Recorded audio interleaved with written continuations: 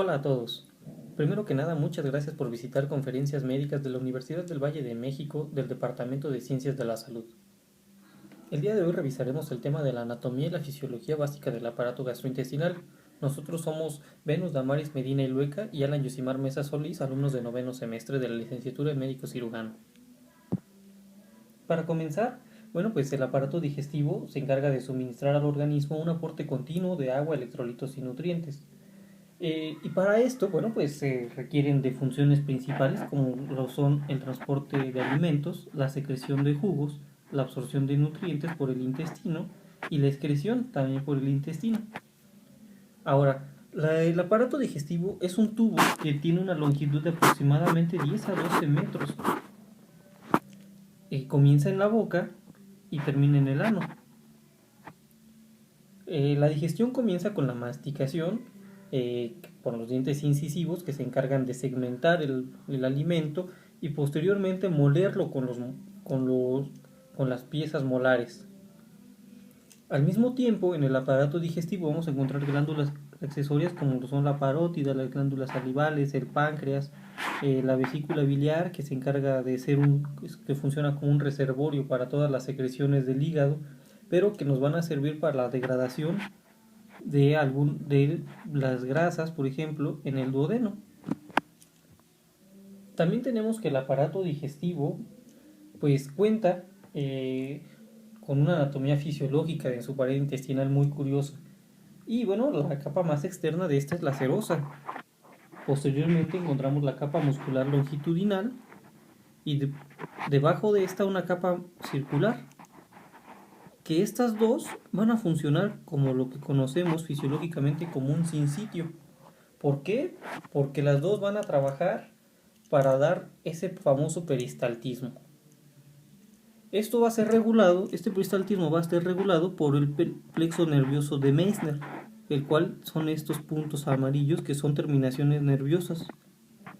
Y algunas serán sensitivas para sensar un estímulo de distensión que es de los más importantes para iniciar un peristaltismo. Debajo de la capa muscular circular encontramos una submucosa. Debajo de esta, una muscular de la mucosa, que son fibras de músculo liso disperso, pero que también sirven como sinsitio de alguna forma. Y la parte fundamental para el proceso de absorción, que es la mucosa, que se encarga de absorber.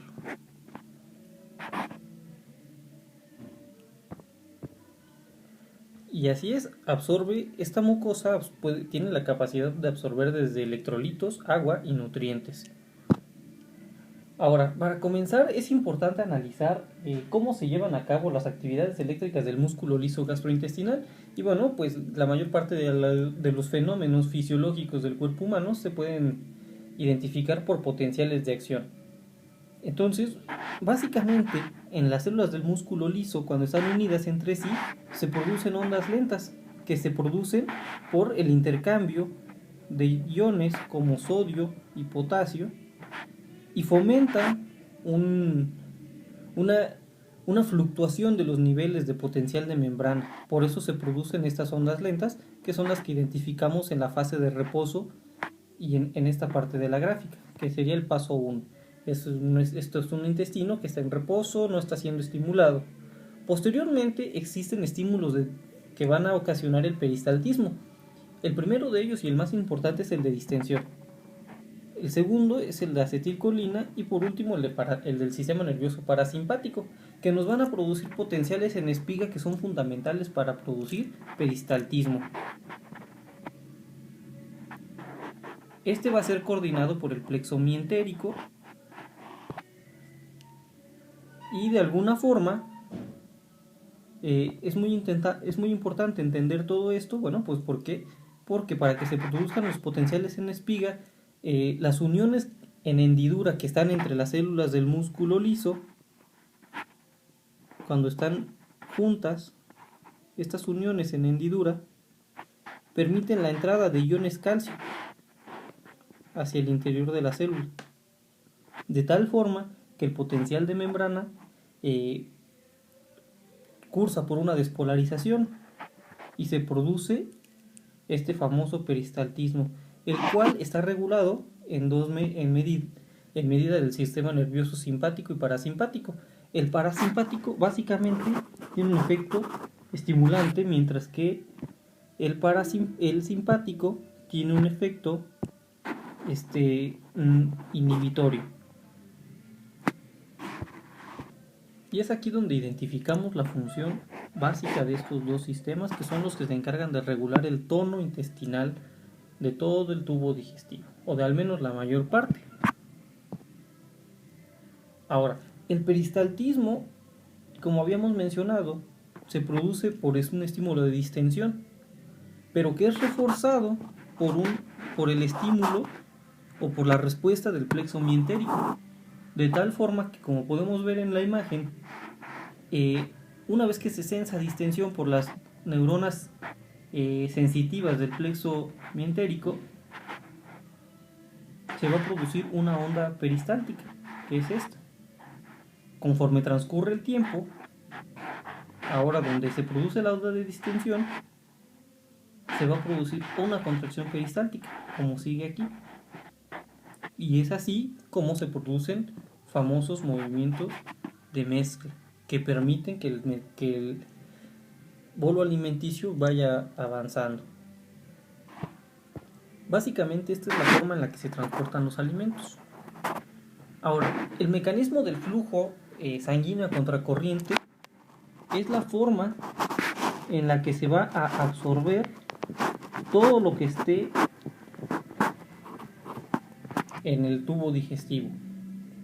Entonces, vemos aquí la microvasculatura que se produce con la que cuentan todas las vellosidades intestinales.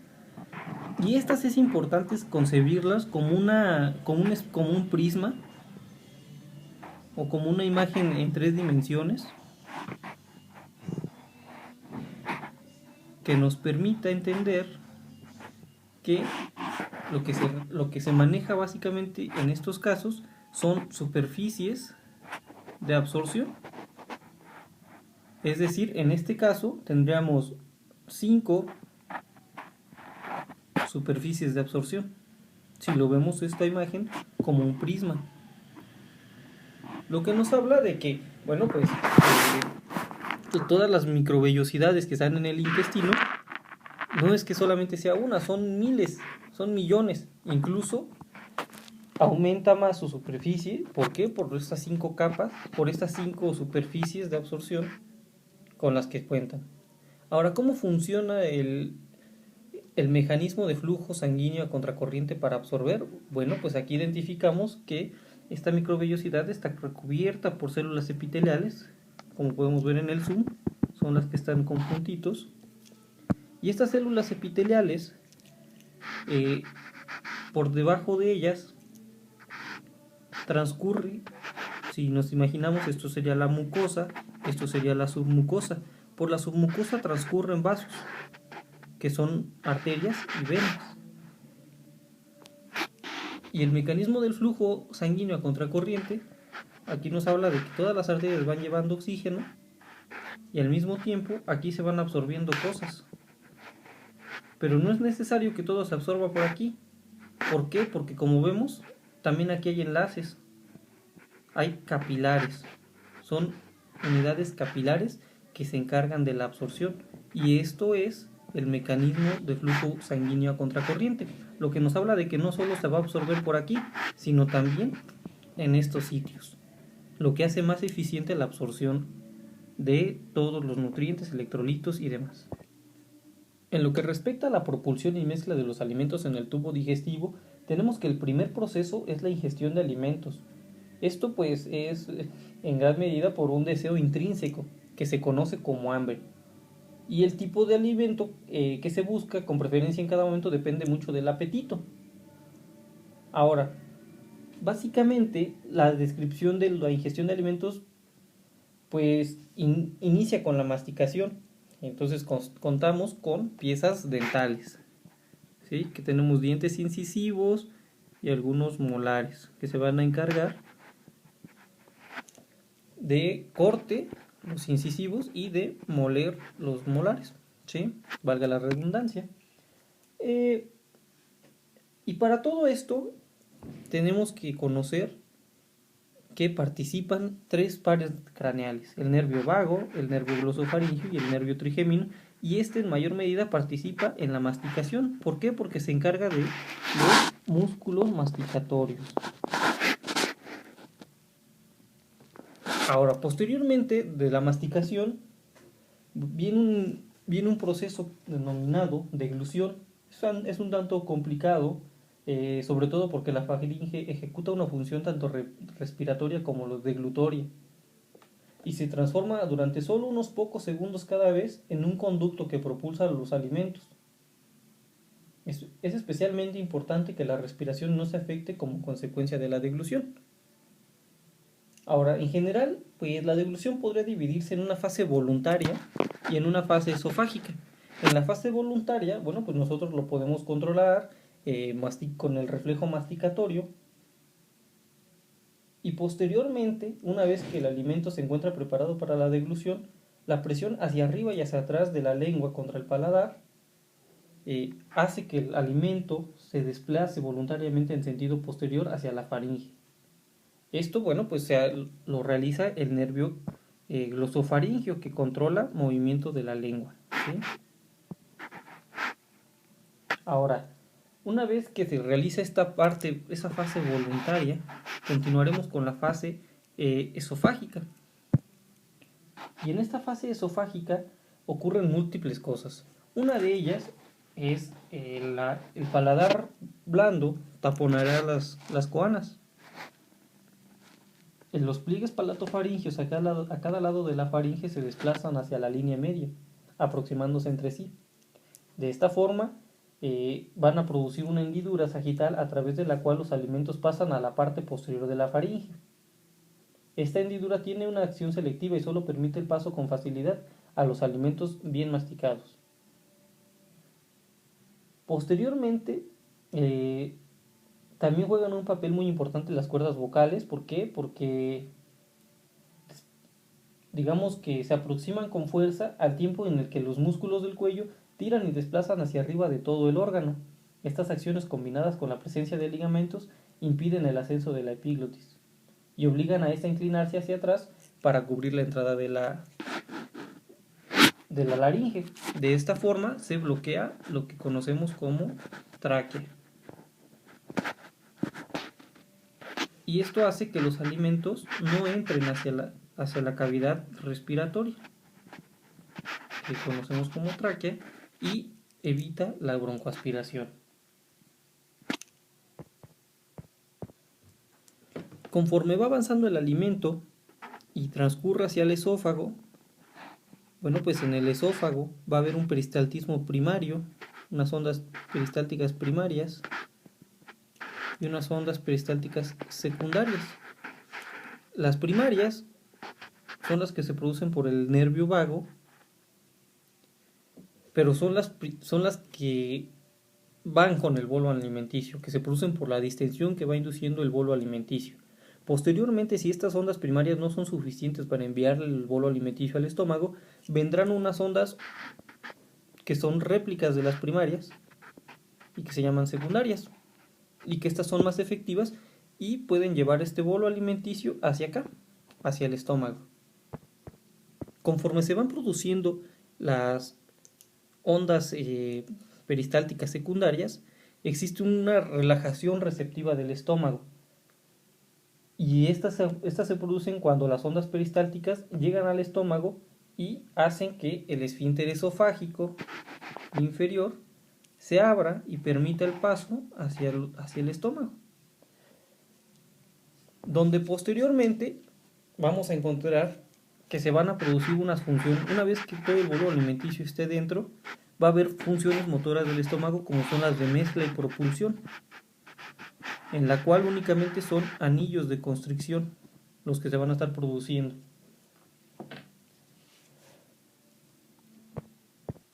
La función del estómago es muy importante porque tiene que regular la velocidad con la que tiene que mezclar todo el bolo alimenticio, y al mismo tiempo está señalizado para saber en qué momento puede pasarlo al duodeno.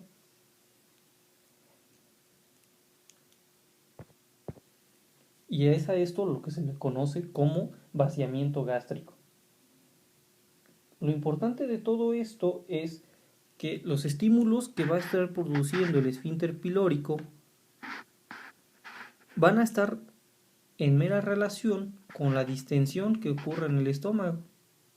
Si una vez que la distensión del bolo alimenticio, que el bolo alimenticio está produciendo en el estómago, gracias a la mezcla y propulsión, disminuye, el esfínter pilórico se va a abrir lo suficiente para que pueda pasar todo el contenido que ahora se va a llamar quimo.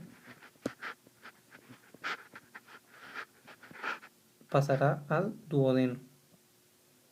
Y una vez en el duodeno, ya que estén en el duodeno, va a haber movimientos ahora propios del intestino delgado, que también son contracciones de mezcla y de movimientos propulsivos. Ahora, estos van a estar también en seria relación, porque cuando el quimo entra en una porción del intestino delgado, la distensión de la pared intestinal induce contracciones concéntricas localizadas, espaciadas a intervalos a lo largo del intestino y de menos de 1 minuto de duración. Y las contracciones se generan una segmentación del intestino delgado. Y por lo tanto, las contracciones de segmentación suelen fragmentar el quimo 2 o 3 veces por minuto, facilitando la mezcla progresiva del alimento con las secreciones del intestino delgado, a las cuales se hacen llegar, acompañadas a estos movimientos del intestino delgado, se va a añadir bilis y secreción pancreática. Recordemos que una vez en el estómago, el alimento se mezclará con ácido clorhídrico para degradar proteínas, para degradar carbohidratos, lípidos. Y una vez que los productos de degradación de lípidos, como son ácidos grasos, péptidos y ahora carbohidratos, pero de cadena más corta, bueno, pues todo esto va a servir como estímulo para la secreción de varias hormonas, como la colecistocinina, que va a funcionar ahora para inhibir el vaciamiento gástrico. Entonces, ya a partir de ahora empezamos ya con una fase un tanto secretora, ya más en forma de todo el aparato gastrointestinal. Así como se produce la colecistocinina, se produce bicarbonato por el páncreas, entre otras sustancias más, como la bilis. Además del bicarbonato, también tenemos pepsinógeno, tripsinógeno, que se van a encargar de degradar lo que queda de los péptidos o de las cadenas peptídicas de las proteínas. Así es como se secretan estas sustancias. También existen algunos factores hormonales que también influyen sobre la motilidad intestinal, como son la gastrina, la colecistocinina, la insulina, la motilina y la serotonina, y todas estas estimulan la motilidad intestinal y se secretan durante las fases del procesamiento de los alimentos. Pero por otra parte existen algunas inhibidoras, como son la secretina y el glucagón.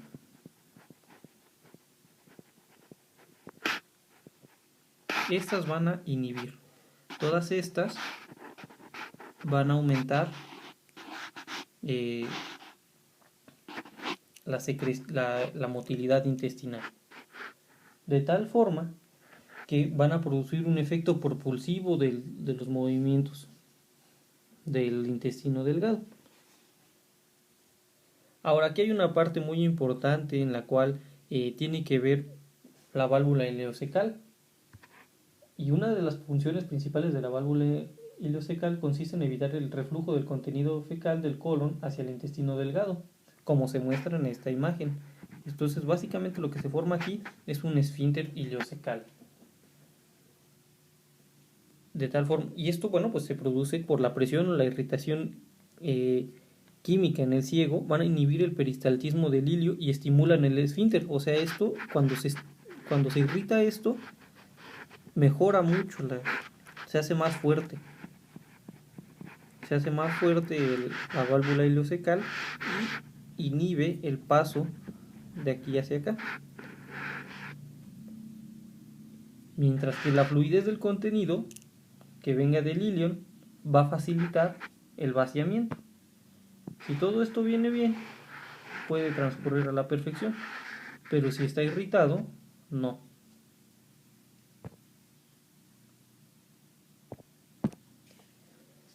Ahora, una vez que todo el contenido del ilion pasa al colon, bueno, pues primero que nada va a tener que atravesar la válvula ileocecal,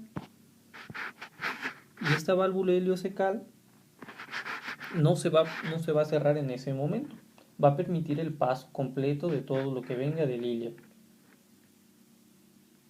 Esto, pues, bueno, pues porque hay un control por retroalimentación del esfínter ileocecal, y cuando este se distiende, se potencia cuando este se relaja, bueno, pues permite el paso, ¿no? Digamos, sería el vaciamiento del ilion. Y estos, bueno, pues están mediados por el plexo mientérico, y es ahí la importancia de este. Ahora, los movimientos del colon también son movimientos de mezcla y también son propulsivos. Los movimientos de mezcla son producidos por austras. Estos son producidos por las austras. Y los movimientos propulsivos, bueno, pues ya son más bien movimientos de masa. Y gran parte de la propulsión que tiene lugar en el ciego y en el colon ascendente ocurre gracias a las contracciones australes, ¿sí? Que necesitan de 8 a 15 horas para desplazar el quimo desde la válvula ileocecal hasta el colon. Y bueno, pues estos movimientos de masa suelen ocurrir solo entre 1 y 3 veces al día, sobre todo durante unos 15 minutos que siguen a la primera hora del desayuno. Así pues, un movimiento de masa es un tipo modificado de peristaltismo que se caracteriza por la siguiente cadena de acontecimientos. Se forma un anillo de constricción.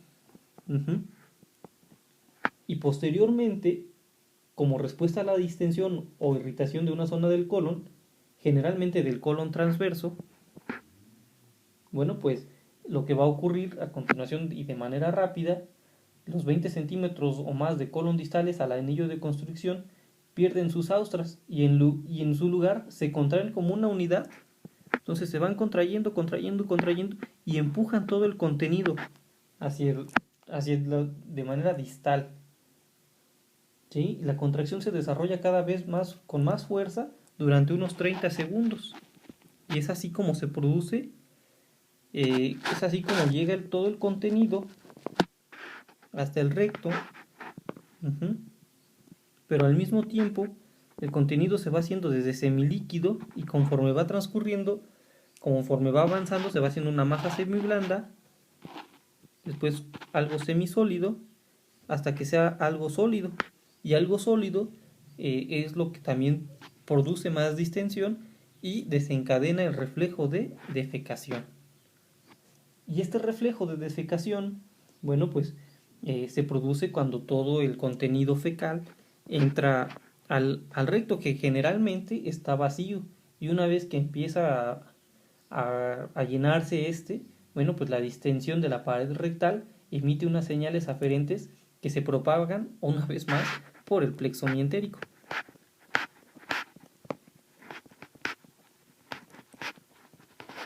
Este plexo mientérico nos va a servir porque inicia ondas peristálticas, ¿sí? Todas estas ondas peristálticas van a continuar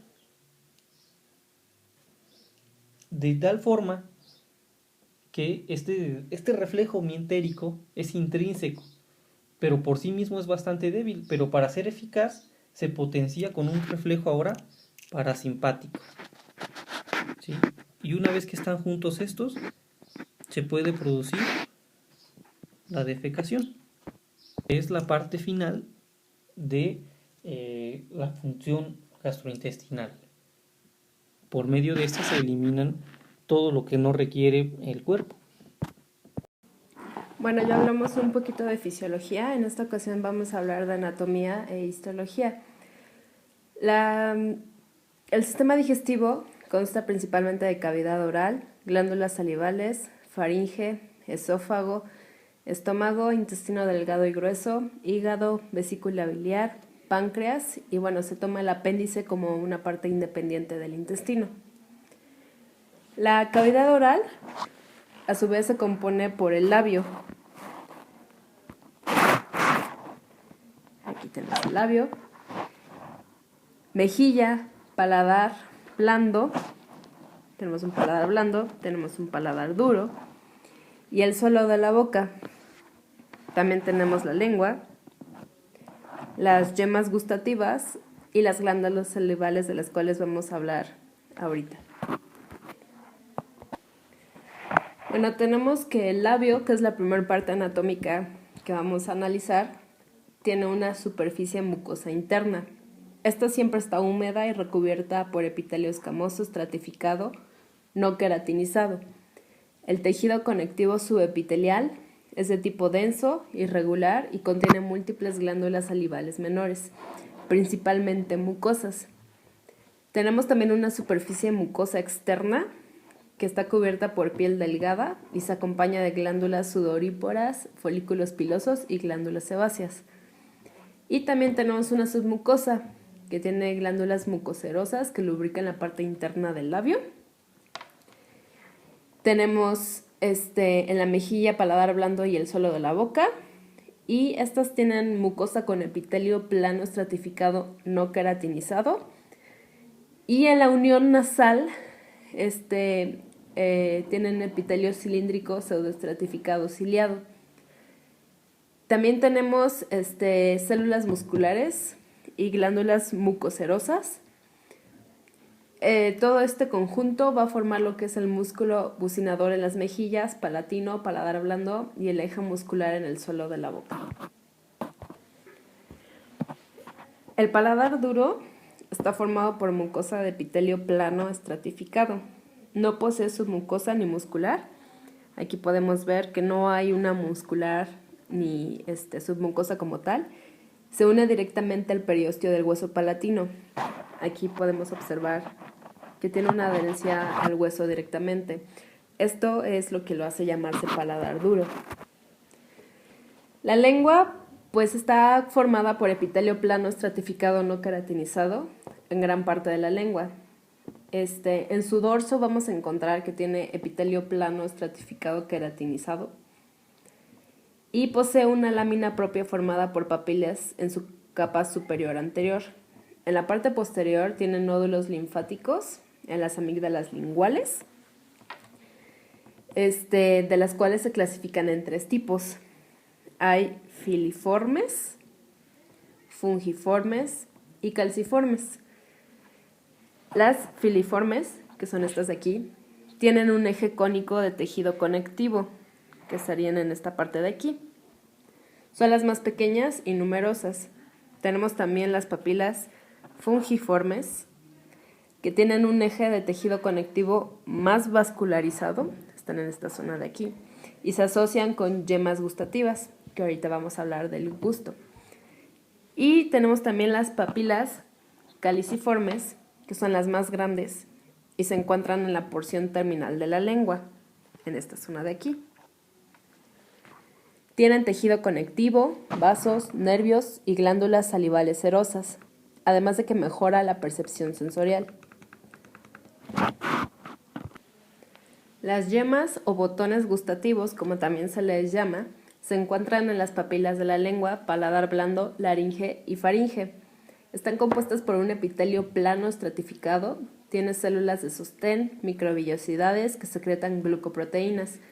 Se observan células neuroepiteliales, que son células receptoras, y también podemos ver que la submucosa existe solamente en el interior. Principalmente estas células detectan 4 gustos básicos, que sería el dulce, salado, amargo y ácido, del cual podemos ver aquí su diferente distribución. El dulce en la parte anterior, el salado en lo lateral, el amargo en la parte central y el ácido en toda esta zona periférica. La glándula parótida está por debajo y delante del labio externo, es de tipo seroso. El conducto mayor de esta glándula le llamamos conducto de Stenón, se abre frente al segundo molar superior y libera su secreción. Aquí podemos ver las diferentes células mucinosas. También tenemos la glándula submaxilar, que es de tipo mixta, pero principalmente serosa. Su conducto mayor es el de Barton. Este se abre en el suelo de la cavidad oral. Tiene células epiteliales en forma de semiluna, que son las que vemos aquí. Y estas se ubican al fondo de la glándula. Tenemos también una glándula sublingual, que es mixta, pero principalmente es mucosa. Su conducto mayor es el de Bartholin y se abre el piso de la boca hacia el conducto de Bartol. Ya siguiendo con la parte más profunda y más baja del aparato digestivo, tenemos el esófago, que comunica a la faringe con el estómago. Tiene una capa mucosa formada por epitelio plano estratificado no queratinizado. Tiene su lámina propia de tejido conectivo laxo y está conformada por 3 capas. Por una capa submucosa, por una capa muscular y por una adventicia.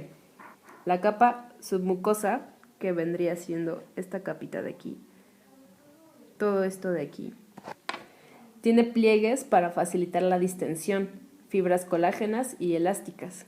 Posteriormente tenemos una capa muscular, que sería toda esta de aquí, que a su vez tiene 2 capas de músculo esquelético en la mitad superior y 2 capas de músculo liso en la mitad inferior. Después tenemos una capa adventicia, que vendría siendo esta de aquí, formada por tejido conectivo. Al final de esta hay una capa serosa. Después del esófago viene el estómago, el cual tiene diferentes partes. El fundus, una curvatura mayor, un cuerpo, una curvatura menor, el píloro y el antro. Tenemos el cardias, que es el límite entre el esófago y el estómago, que se ubicaría aquí. Y también tenemos el píloro, que es el límite entre el estómago y el intestino delgado, que aquí lo tenemos señalizado. En un individuo, aproximadamente el estómago mide 25 centímetros del cardias hacia el píloro y en diámetro transverso aproximadamente es de 12 centímetros. En su interior podemos encontrar 2 tipos de células. Las células parietales, las cuales secretan el ácido clorhídrico y el factor intrínseco. Esta se utiliza para la absorción de la vitamina B12 en el intestino delgado. Las células principales u oxínticas secretan pepsinógeno, precursor enzimático que se activa con el ácido clorhídrico formando pepsina. El estómago tiene la presencia de unos pliegues de mucosa longitudinales, de los cuales los más importantes son 2 paralelos y próximos a la curvatura menor, que forman el canal del estómago o calle gástrica. La pared gástrica consta de una serosa que recubre 3 capas musculares, la longitudinal, la circular y la oblicua, citadas desde la superficie hacia la profundidad. La capa submucosa da anclaje a la mucosa propiamente dicha, que consta de células que producen moco. La pared del estómago está formada por las capas características de todo el tubo digestivo: la túnica mucosa, la submucosa, la muscular y la serosa. Ahora vamos a hablar del páncreas. El páncreas es un órgano retroperitoneal, exócrino y además endocrino. Exócrino porque segrega enzimas digestivas que pasan al intestino delgado. Endocrino porque produce hormonas como la insulina, el glucagón y la somatostatina. Estas pasan a la sangre. Tiene una forma cónica con un proceso unciforme, una cabeza, un cuello, un cuerpo y una cola. Su longitud oscila entre 15 a 23 centímetros. Tiene un ancho de unos 4 centímetros y un grosor de 5 centímetros. Aproximadamente de peso son de 70 a 150 gramos. La cabeza se localiza en la concavidad del duodeno, formada por las 3 primeras porciones del duodeno, y la cola asciende oblicuamente hacia la izquierda. Bueno, como ya les había mencionado anteriormente, el páncreas tiene una parte exocrina y una parte endocrina. La parte exocrina está constituida por células epiteliales dispuestas en estructuras. Estas se llaman acinos pancreáticos, formados por células acinosas y en parte por las centroacinosas. La parte endocrina se agrupa en islotes que se llaman islotes de Langerhans, que consisten en cúmulos de células secretoras de hormonas. Estas producen insulina, glucagón y somatostatina. Estos tipos de células se dividen en los siguientes que vamos a hablar. Las células alfa, que vendrían siendo estas células de aquí, sintetizan y liberan glucagón. ¿Qué es lo que hace el glucagón? Aumenta el nivel de glucosa sanguínea. Es una hormona hiperglucemiante. Al estimular la formación de este carbohidrato a partir del glucógeno almacenado en los hepatocitos. Tenemos también las células beta, que producen y liberan insulina. ¿Qué es la insulina? Una hormona hipoglucemiante que regula el nivel de glucosa en la sangre. Tenemos células delta. Las células delta producen somatostatina, que es una hormona que inhibe la contracción del músculo liso, del aparato digestivo y de la vesícula biliar cuando la digestión ha terminado. El hígado. Bueno, pues el hígado es una de las vísceras más voluminosas que tiene nuestro cuerpo y tiene una importante actividad metabólica. Es un órgano glandular y se le adjudican varias funciones importantes. Síntesis de proteínas plasmáticas, función desintoxicante, almacenaje de vitaminas y glucógeno y además la secreción de la bilis, la cual, si no, es de las más importantes.